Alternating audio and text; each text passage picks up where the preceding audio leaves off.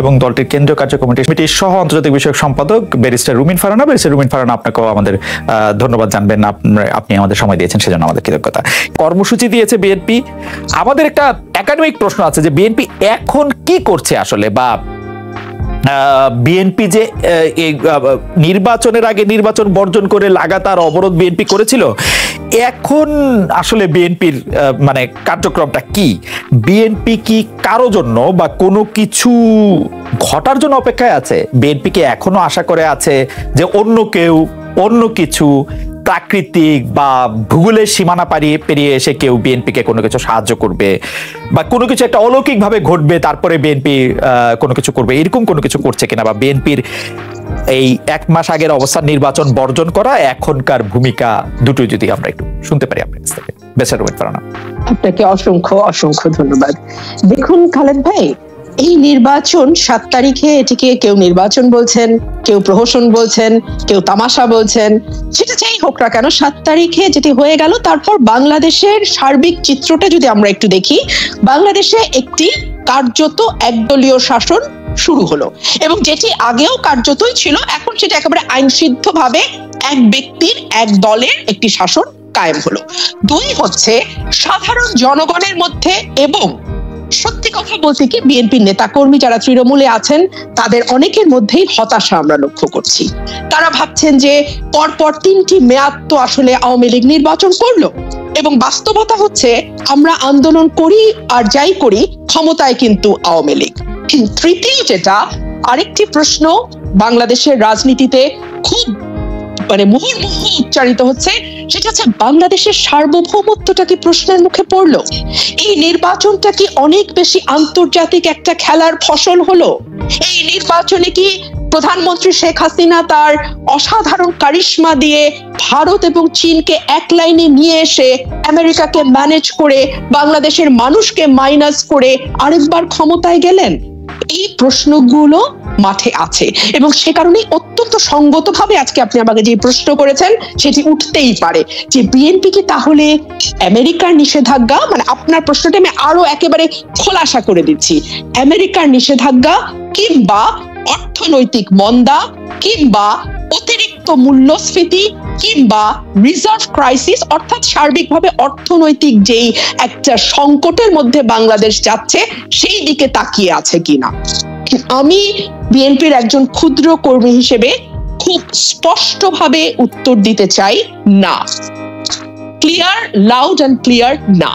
আমরা কোনো দৈব শক্তি, আমরা কোনো বিদেশি শক্তি, আমরা কোনো অঘটনের দিকে তাকিয়ে নেই। হ্যাঁ, আমরা লড়াই করছি, গত 17 বছর ধরে আমরা লড়াই করছি। এই লড়াইয়ে আমাদের দলের চেয়ারপারসন দেশনেত্রী বেগম খালেদা জিয়াকে 76 বছর বয়সে কারাগারে যেতে হয়েছে, মিথ্যা মামলার মুখোমুখি হতে হয়েছে, মাসের পর মাস হাসপাতালে থাকতে হয়েছে। আমাদের অ্যাক্টিং চেয়ারম্যান দেশে আসতে পারেন না, তার বক্তব্য কোথাও প্রচারিত হতে পারে না, আমাদের মহাসচিব কারাগারে, আমাদের 27 নেতা কর্মীকে 28 অক্টোবরের পর কারাগারে যেতে হচ্ছে। জি বেঁচে পারে না। এই পর্যায়ে আপনি নিশ্চয়ই কন্টিনিউ করবেন, আমি শুধু কয়েকটা বিষয় একটু পরিষ্কার হতে চাই। যেমন আপনি প্রথমে বলেছেন যে এটি একদলীয় শাসন ব্যবস্থা প্রচলিত হয়েছে বাংলাদেশে। এখন বাংলাদেশ এমন একটা দেশ, মোটামুটি ভাবে গণতন্ত্র আসার পরে বাংলাদেশে একটা 2টা দল থাকে, একটার নাম বিএনপি, একটার নাম আওয়ামী লীগ।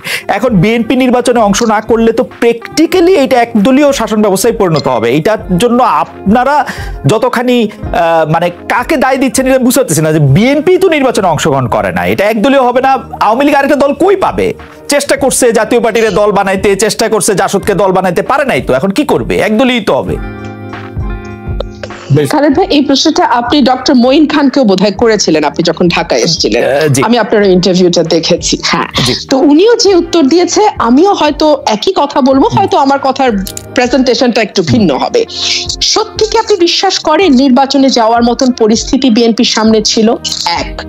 2 হচ্ছে 28 অক্টোবর যে ঘটনাগুলো ঘটানো হয়েছে, জাজেস কমপ্লেক্সে হামলা, পুলিশ সদস্যকে নিহত, পিটিয়ে মারা, তারপরে আপনার গাড়িতে আগুন দেয়া, বাসে আগুন দেয়া, যেই ঘটনাগুলো পরপর ঘটিয়েছে, এবং তার সূত্র ধরে বিএনপির মহাসচিব সহ যেভাবে নেতাকর্মীদের কারাগারে নেওয়া হয়েছে, সত্যি কি পরিবেশ ছিল?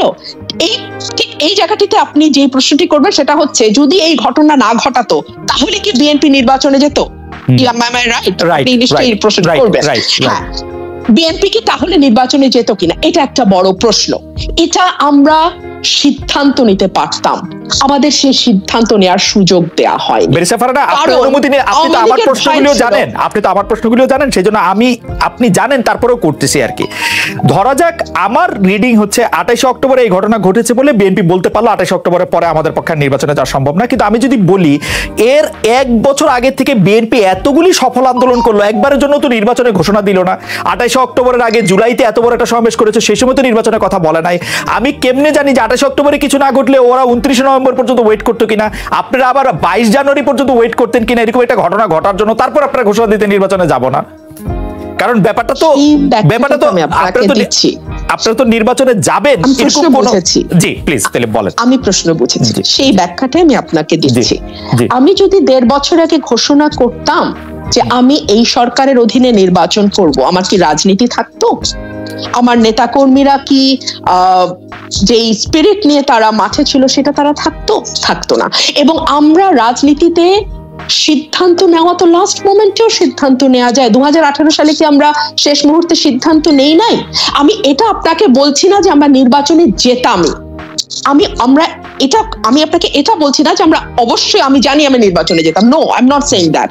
আমি বলছি আমাদের ওই জায়গাটাই রাখা হয় নাই, ওই সিদ্ধান্ত নেয়ার, ওই আলোচনা করার ওই পরিবেশটাই রাখা হয় নাই। এবং যে কথাটি আওয়ামী লীগের প্রেসিডিয়াম মেম্বার সাবেক কৃষিমন্ত্রী বলেছেন, তারপরে তো আসলে আর কোনো কথাই থাকে না। জেলে নিয়ে আমাদের সিনিয়র নেতাদের চাপ দেয়া হয়েছে যাতে তারা নির্বাচনে অংশ নেয়, তাদেরকে 1 রাতে জামিন দেওয়ার প্রস্তাব দেয়া হয়েছে, তাদেরকে সংসদ সদস্য হবার প্রলোভন দেখানো হয়েছে, হয়তো আরো কিছু করবার প্রলোভনও দেখানো হয়েছে, কিন্তু তাদেরকে তো টলানো যায়নি। সুতরাং আওয়ামী লীগের প্ল্যান কি ছিল সেটা তো খুব স্পষ্ট হয়ে যায় নির্বাচনের আশপাশের ঘটনাগুলো যদি আপনারা একটু বিবেচনায় নেন। এবং আরেকটা কথা না বললেই না, 2018 সালে স্বয়ং প্রধানমন্ত্রী, যাকে আপনি বলছেন এক মে অদ্বিতীয়ম, সত্যি তাই, তিনি নিজে ওয়াদা করেছিলেন বিরোধী দলের নেতাদের সঙ্গে বসে যে আমি বঙ্গবন্ধু কন্যা, আমার উপর আস্থা রাখেন, আমি নির্বাচন সুষ্ঠু করব। এমনই সুষ্ঠু নির্বাচন হয়েছিল যে বিএনপি সেখানে 6টি আসন পায়। আমি একটু দেখছিলাম যে অতীতে বিএনপির আসনের অবস্থা কি। 91 সালে আপনারা নিশ্চয়ই জানেন 140টা, যেখানে আওয়ামী লীগ 88টা। 96 সালে বিএনপি 116টা, যেখানে আওয়ামী লীগ 146টা। তারপরে আপনার 2001 সালে একটু 2/3 মেজরিটি নিয়েছিল, আওয়ামী লীগ পেয়েছিল 62টা। এগুলো আমরা জানি। সেই বিএনপি যখন 6টি আসন পায় এবং 2009 সালে 30টা আসন পেয়েছিল বিএনপি, আওয়ামী লীগ পেয়েছিল 230টা আসন। তো এই নির্বাচনে যখন 6টি আসন পায় তখন আমরা দেখি প্রধানমন্ত্রী আপ্রাণ চেষ্টা করছেন ব্যাখ্যা করার বিএনপির এই অবস্থা কেন হলো। আমরা দেখলাম যখন টিআইবি, আমি একটু শেষ করি, আমরা দেখলাম যখন টিআইবি তাদের রিপোর্ট দিল দৈব চয়নের ভিত্তিতে 50টি আসনের 33টি আসনেই বা 66% আসনেই রাতে ভোট হয়েছে। এবং আরো ভয়ঙ্কর যেটা 48টি আসন বা 94% আসনে কোনো না কোনো অনিয়ম হয়েছে, সেটার জবাবে সরকারি দলকে কোনো রকম কোনো আওয়াজ আমরা করতে শুনলাম না। যখন বেরিসা ফারহানা, আপনি এই কথাগুলি তো খুব চমৎকার করে খুব চমৎকার করে গুছিয়ে বলেছেন, কিন্তু আমার এই পর্যায়ে একটা ছোট্ট প্রশ্ন আছে। ছোট্ট প্রশ্ন করে আমি আবার কাসাবের কাছে যাচ্ছি। সেটি হচ্ছে যে আপনার কাছে কি মনে হয় আওয়ামী লীগ আপনাদের বা বিএনপিকে যেভাবে চেয়েছিল ঠিক সেভাবেই আপনারা আওয়ামী লীগের পতন করে কাজ করেছেন? যে আওয়ামী লীগ চেয়েছিল বিএনপি যাতে নির্বাচনে না আসে, আপনারা নির্বাচনে আসেন নাই। আওয়ামী লীগ চেয়েছিল যে বিএনপি যাতে এইরকম একটা আন্দোলন করে পুলিশ বা যেই আন্দোলনের মানে যাদের শিকারের কথা বলেন, মানে আওয়ামী লীগ যা যা চেয়েছে বিএনপি তাই দিয়েই করেছে কিনা? কোন একটা কাজ কি বিএনপি আওয়ামী লীগের ইচ্ছার বাইরে করছে কিনা? মানে এটা আমার একটু জানার ইচ্ছা। আমার কাছে এই প্রশ্নটি আসে যে আওয়ামী লীগের কৌশল, কেউ বলছেন কৌশল, আমি এটিকে অপকৌশল বলি, আমি এটিকে অপরাজনীতি বলি, সেটার শিকার বিএনপি হয়েছে কিনা, দেশের মানুষ হয়েছে কিনা, সেটা যাই হোক না কেন, ঘটনাটা যা ঘটেছে সেটা হচ্ছে আওয়ামী লীগ 3 মেয়াদ ক্ষমতায় থাকতে চেয়েছিল, আওয়ামী লীগ নিরঙ্কুশ ভাবে 3 মেয়াদ ক্ষমতায় আছে। আমরা যদি একটু বিশ্বের অন্যান্য দেশের দিকে নজর ফেরাই, আমরা দেখব যে বিভিন্ন বিভিন্ন দেশের স্বৈরশাসকরা কিন্তু প্রাথমিকভাবে হয়তো মানুষের ভোটে আসেন, জনপ্রিয়তাও পান, কিন্তু একটা পর্যায়ে যখন তারা এভাবে ক্ষমতায় থাকতে থাকেন মানুষকে তুচ্ছ করে, মানুষের ভোটকে তুচ্ছ করে, তখন কিন্তু তাদের পরিণতি ভালো হয় না। না পরিণতির কথা ঠিক আছে, ক্ষমতায় আছে, পরিণতির কথা ঠিক আছে, পরে আপনাদের পরিণতির কথা মানে আমি মানলাম, কিন্তু আমার কথা হচ্ছে যে যা কিছু হয়েছে বিএনপি নিজের চিন্তায় নিজের ইচ্ছায় কোনো একটা স্টেপ নিয়েছে কিনা, নাকি সব কাজে আসলে আওয়ামী লীগ যেভাবে চেয়েছে তাই করেছে? কারণ আমি প্রায় বিএনপিকে বলতে শুনি আওয়ামী লীগ আমাদের নির্বাচনে আনতে দিতে চায় নাই, 28 অক্টোবর এই কাহিনী করেছে, তার আগে ধরপাকড় করেছে, তারপরে মির্জা ফখরুল ইসলাম, মানে ইচ্ছার বাইরে কোনো কিছু করেছে কিনা আপাতত যদি একটা ছোট্ট করে বলেন তাহলে আমি আবার একটু কাছার কাছে যেতে পারি।